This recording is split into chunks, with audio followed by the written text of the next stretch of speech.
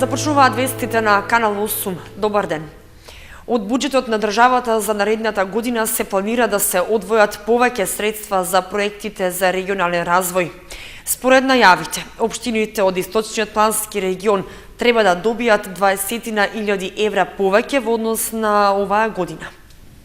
Повеќе пари за реализација на развојни инфраструктурни проекти идната година треба да добијат сите 8 плански региони во државата. Со тоа ќе запре негативниот тренд на намалување на сумата пари што се одвојуваше за регионален развој и неможноста општините да ги реализираат планираните проекти.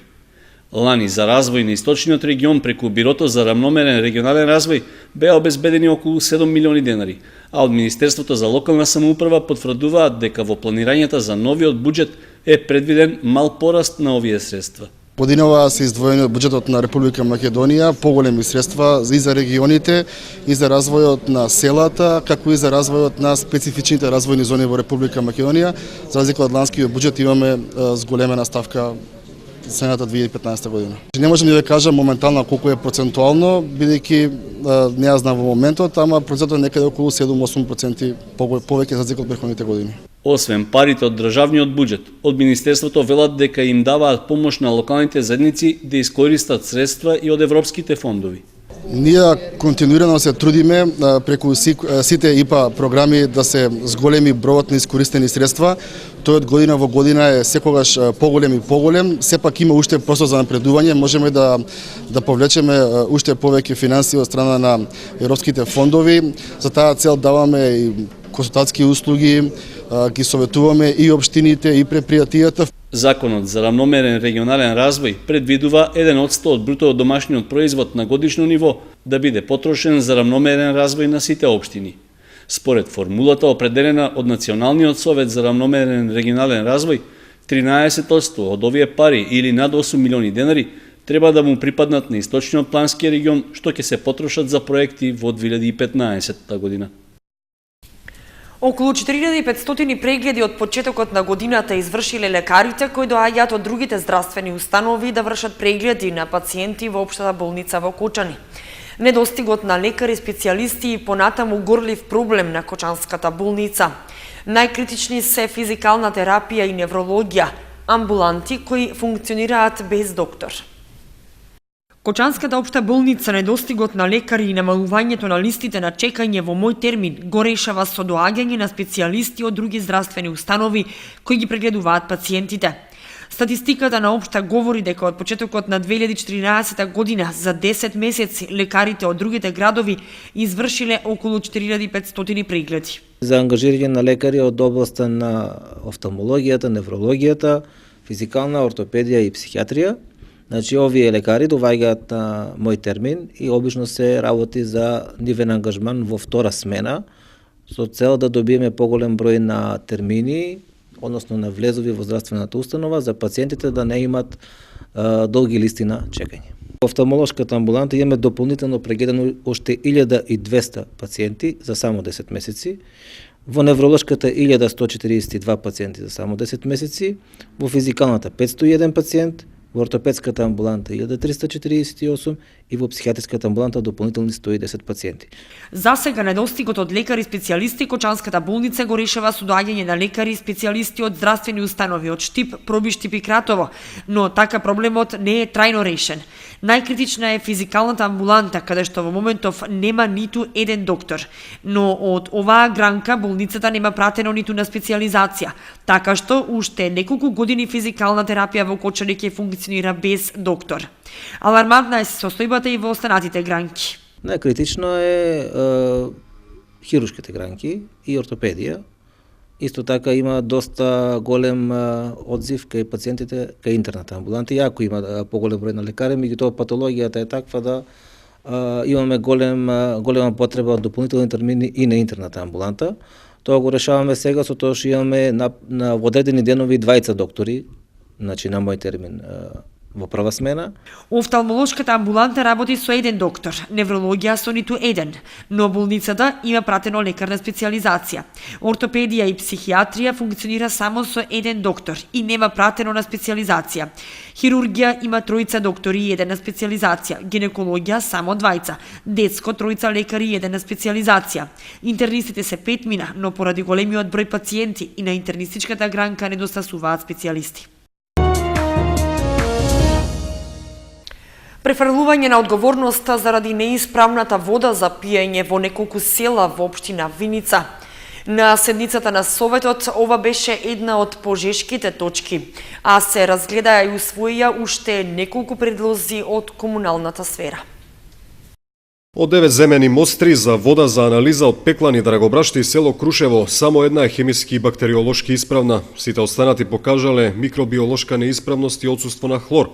Од Центарот за јавно здравје искажаа разочараност поради ваквата негрижа на надлежните служби од јавното комунално предпријатие Солидарност, кое веќе ги има преземено овие водоводи, а резултатите на теренот изостануваат. Ако овие последователни укажувања не вродат со плод, санкциите од инспекцијските служби се неопходни, истакна од Центарот за јавно здравје. Советниците ја разгледаа и поддржаа и предлог одлуката за изготвување на урбанистички план во населено место за изградба на винарија со придружни објекти во местното викано Долно поле. Според урбанистите, за изработка на таа документација е неопходно мислење од сите повисоки инстанци, а барањето за изработка на оваа документација е покренато од Центрофрута. Едногласно беше поддржана и предлог одлуката за покренување постапка за изготвување на урбанистичкиот план во населено место за изградба на зона за специјална намена за христијански гробишта, Б5 верски институции во местото викано Ила. Површината изнесува 8837 квадрати. Комисијата го прифати и барањето за утврдување правен статус од Борче Ангеловски. Општината после 10 години повторно ќе покрене и постапка за донесување и изготвување на општ акт за село Трстија, за кое нема урбанистички план. На дневен ред на седница на Советот се најдоа уште неколку предлози за имиња на новопланирани улици. Советниците избраа имиња за неколку улици од блокот 6, а предлозите што ги изгласа се Свети Апостол Павле, Мајка Тереза и Киро Глигоров. Помина и планот за програми за развој за 2015 година, во кој влегуваат две развојни програми. Изградба на улици во вредност од 10 милиони денари или поточно планирано е изградба на новопроектираните улици 2009 и 2010, кои на последната седница беа именувани како улица Борис Трајковски и улица Крсте Петков Мисирков. Во овој развоен план е и локалниот пат Виница Јакимово, чија реализација е во тек. Втората развојна програма се однесува на изградбата на филтер станица во село Трсино, чија вредност е 7 милиони денари. Општина Виница повторно работи на подобрување на комуналната инфраструктура. Во селото Блатец ќе отпочне проект за реконструкција на водоводната мрежа. Ке се реконструира водоводната мрежа во селото Блатец, најави градоначалникот на општина Виница Емил Дончев. Станува збор за еден од капиталните проекти од областа на комуналната инфраструктура што се реализира периодов. Општина Виница доби грант од Министерството за транспорт и врски, како и сите други општини. Нашиот дел беше од некаде околу 800.000 евра и ние изработивме 5 проекти. Едниот проект од овие 5 веќе се реализира, тоа беше реконструкција на водоводната мрежа во Виница, во градот Виница, во градското јадро. Минатата година заврши овој проект. Следен што ни беше на листата е реконструкција на водоводната мрежа во село Блатец, некаде околу 10 милиони ќе чини овој проект. Тендерот за реконструкцијата на водоводната мрежа во Блатец е завршен деновиве. Проектот опфаќа замена на старите азбестни цевки во едно од најголемите села во општината. Ние сакаме да посветиме повеќе внимание на ова село, на поранешна општина, пред се од туристички аспект. Веќе селото Блатец се наоѓа на надморска висина некаде околу 700 метри и представува како воздушна бања. Овде сакаме во иднина да промовираме еден туристички комплекс на што се уште е во зародиш идејата, меѓутоа имаме можности и за манастирски туризам овде, за селски туризам, така да ќе спремаме еден концепт кој што во некој иден период ќе се реализира, значи Блатец ќе опонираме како место каде што ќе може да уживаат туристите. Освен реконструкцијата на водоводната мрежа во Блатец, се гради и филтер станица во селото Трсино во вредност од 7 милиони денари. Тоа е втората развојна програма од планот за програми за развој за 2015 година. Се уште течат подготвителните работи за проектот за асфалтирање на 12 улици во Кочани, за кои општината ќе троши пари позајмени од Светска банка. Според најавите, договорот за користење на кредитот треба да биде потпишан идниот месец. Пролонгиран е почетокот на градежните работи за асфалтирање на 12 улици во општина Кочани, што се најавуваше дека ќе се реализира до крајот на оваа година. Проектот не може да стартува затоа што се уште не е потпишан договор со Светска банка за добивање кредит, со кој треба да се обезбедат 500.000 евра. Иако се најавуваше како еден од приоритетите за оваа година, најверојатно реализацијата ќе биде до година, при што треба да бидат изградени и асфалтирани 10 улици во градот и 2 во населбата Оризари. Граѓаните кои живеат на нив цела година чекаат локалната власт да го исполни ветувањето, а оттаму смируваат дека се оди според планирањата. Проектот на Светска банка за асфалтирање на сите улици што се предвидени со одлуката на Советот продолжува и се очекува во текот на наредниот месец дека ќе биде веќе потпишан договорот, бидејќи сите контроли веќе се завршени, се очекуваше на административна работа потпишувањето на договорот. Земањето кредит за асфалтирање на улиците ќе биде уште едно задолжување на општината кај Светска банка, откако пред неколку години беа позајмени 600.000 евра за промена на главниот потисен цевковод и пумпите за водоснабдување од градскиот водовод. Одлуката за позајмувањето, што на почетокот од оваа година ја донесе Советот, беше образложена со способноста на локалната самоуправа навремено и редовно да го отплаќа. Земањето на новиот кредит ќе значи вкупно задолжување на општината кон Светска банка во висина од над 1 милион евра. Парите ќе се потрошат во наредната година и половина, а ќе треба да се враќаат до 2034 година. Започната иницијатива за формирање младински совет на општина Кочани. Иницијатор е градоначалникот како носител на извршната власт, а постапката е доставена до советот на општината, кој треба да даде согласност за другите активности за конституирање на ново тело што ќе ги опфаќа младите. Општина Кочани ќе добие свој младински совет. Со неговото формирање ќе се исполнат дел од утврдените цели и приоритети со Националната стратегија за млади на Република Македонија, односно ќе се афирмира значењето на младите луѓе во општината и ќе се формулираат активностите што треба нив да ги вклучат во идниот политички, општествен и социјален развој на локално ниво. Младинскиот совет треба да биде општинско тело, поради што иницијативата за негово формирање ја дава градоначалникот. Тоа значи дека неопходно е да се направи и промена во статутот на општината. Посебно на локално ниво, тие нема тело кое би се грижело за нивните прашања и проблеми, а со тоа и подобрување на квалитетот на животот на младите луѓе. Оценка е на градоначалникот како извршен орган дека е препорачливо и дека би било добро ако едно такво тело, општинско тело, предвидиме во статутот, бидејќи нема пречки, нема забране за такво нешто, напротив, ќе бидеме поуспешни како општина, која ќе имаме и такво тело кое што ќе се занимава со прашањата и проблемите на младите и ќе допринесе во секој случај во подобрување на квалитетот на живеењето. Иницијативата што ја дава градоначалникот е прва фаза од постапката за формирање на младинскиот совет, за што согласност ќе треба да даде и Советот на општината, како надлежен орган за измени и донесување на општинскиот статут. Потоа ќе следува втората фаза, во која ќе се преземат конкретни активности за неговото формирање. Подоцна веќе ќе се појави градоначалникот со предлог одлука во која поконкретно ќе се дефинират одредби како ќе функционира тоа тело, општинско тело за младите, кој е составот, од кои групи, од кои профили или слично, кој е бројот, кои се прашањата за кои ќе расправа тоа тело општинско и на кој начин ќе работи. И покрај тоа што на државно ниво работи Агенција за млади и спорт, согледување е дека на локално ниво нема кој во име на власта или во име на локалната заедница да се занимава со прашањата и проблемите на младите. Затоа Младинскиот совет е формата со која локалните власти ќе се обидат да ги вклучат младите луѓе во општествениот и социјалниот развој, а неговото формирање во Кочани би требало да уследи идната година.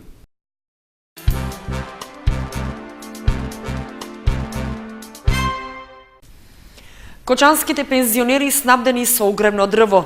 На 1223 семејства порачаните дрва од македонски шуми подружница Пехчево им стигнаа на време. 1223 семејства кои преку Сдруженијето на пензионери од Кочани порачале, веќе се снабдени со огревно дрво. Секое семејство нарачало по 6 кубика и се стигнати на сите, истакнаа од Кочанското Сдружение на пензионери. Веќе со 14 октомбар на сите кои што беа извршиле уплата за дрва, а тоа се 1223 семејства, сите има добиено дрва по 6 кубика од на време, да може да си ги сечат, да може да ги присушат и да ги користат со здравје во зимската сезона. А тоа не е мала количина, тоа е една огромна работа, бидејќи набавени се за тие 1223 пензионера и нивните семејства 7338 метра просторни. Тоа е една огромна количина што ретко некое здружение се нафаќа тоа да го изврши. Поготово не ги набавијќи преко подружница Печево и некој договор ние со македонски шуми.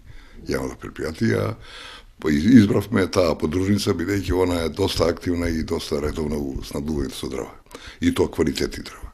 Станува збор за 7333 метри просторни дрва набавени од македонски шуми подружница Пехчево, со кои соработува Кочанското Сдружение. Огревното дрво годинава изнесуваше 2500 денари за метар просторен, кои кочанските пензионери ги исплаќаат на 8 рати, а вкупната исплата на Пехчевската подружница е 19 милиони и 100.000 денари. Пуштена во употреба реновираната библиотека во Основното училиште Малина Попиванова. Освен од училиштето, за нејзино реновирање средства издвои и мировниот корпус.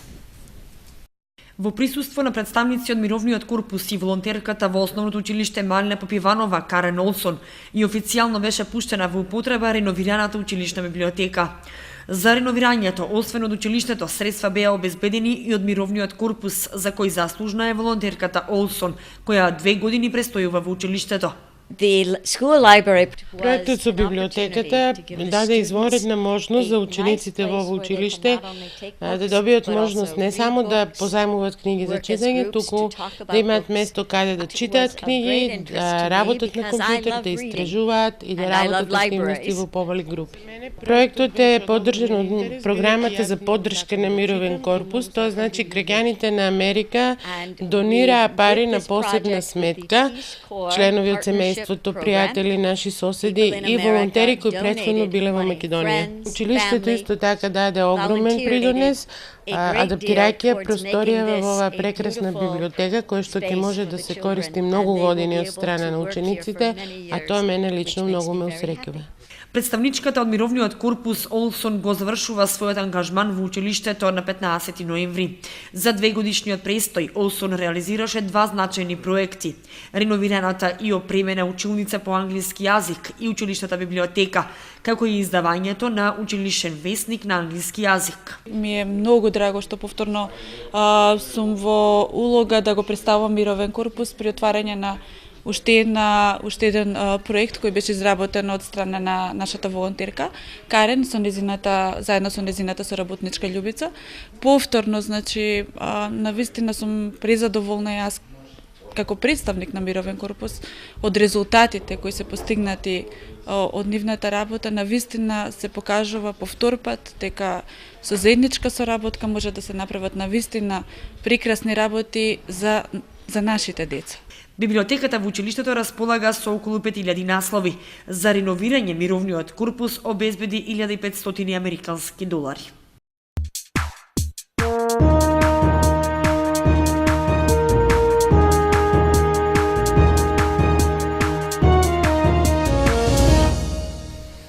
За крај проследете спортската информација. Женскиот фудбалски клуб Младости Нина С се соочува со проблеми. Клубот испрати допис до Федерацијата на Македонија. Управата верува дека тие ќе бидат надминати наскоро. Младост Иднина С е во клинч за жал на вистината и пред недоаѓањето на дербито, кое само испрати силен сигнал дека ситуацијата во клубот не е розова. Официјалното објаснување на клубската управа е дека проблемот е со тренерот Гани Гани, ангажиран за тренинзите во Скопје, кому клубот практично и наводно му направил услуга со ангажирањето Во подобноста за селекторската позиција на младинската репрезентација, предпоставките се дека тој нашол лични интереси во клубот. Од иднина са испратиле допис до Фудбалската федерација на Македонија, жалејќи се на непринципиелниот однос поврзан со тоа што Гани наводно не им дозволил на неколку фудбалерки од Скопје да допатуваат и да играат за иднина са на мечот в недела. Сепак, гласни се шпекулациите и дека фудбалерките го бойкотираат клубот. Причината наводно била нивното незадоволство од управата, односно интерференцијата од страна на одредени лица во клубот. Тоа наводно било и причина за оставката на тренерот Сашко Иванов. Сепак официјално тој за Канал 8 вели дека причините се слабите резултати, двата пораза на домашен терен и однапред пропаднатите амбиции за борба за шампионската титула. Од управата на клубот уверуваат дека тој ќе успее да се консолидира. Надпреварот закажан в недела ќе ги искристализира работите. Но одговорот може да стигне и побрагу, уште не делава, а колкаво значење ќе има, ќе зависи од тоа која е всушност вистината.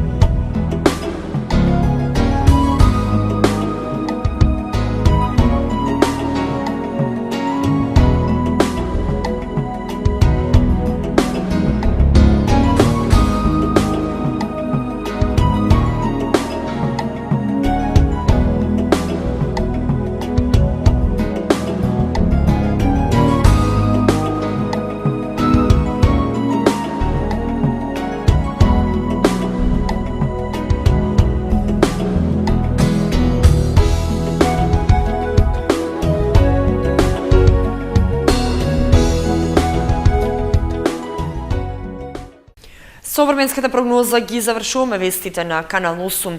Следете ни на нашата веб страница kanal8.mk. Довидување.